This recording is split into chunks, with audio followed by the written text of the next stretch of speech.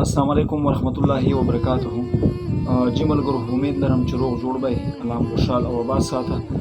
ملګرو یو ځل بیا راغلی کوم غور علاقه کې ژورې مینې ته ژوره مینه کې راغلی د نصیب نور کاکا ځای ته.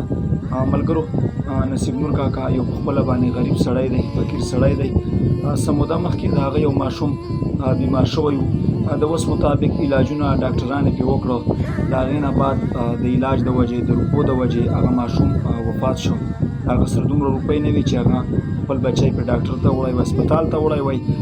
بل یو ماشوم یې بیمار دی، روڼه وړوکی ماشوم دی، ډېرې ورځې وشولې. هغه جسم چې کوم دی د علاج د وجې د ډاکټر د وجې په کور باندې پروت دی، دومره روپۍ ورسره نشته دی چې هغه په ډاکټر ته ویسي علاج وله وکړي. موږ د اخلاص فاونډیشن د طرفه ورغلي وو، هغه ته موږ یو 500 روپۍ د دغه ماشوم علاج دپاره ورکړلې. نورو ټولو ملګرو ته کوم چې شتمن ملګري د موږ هغه ټولو ته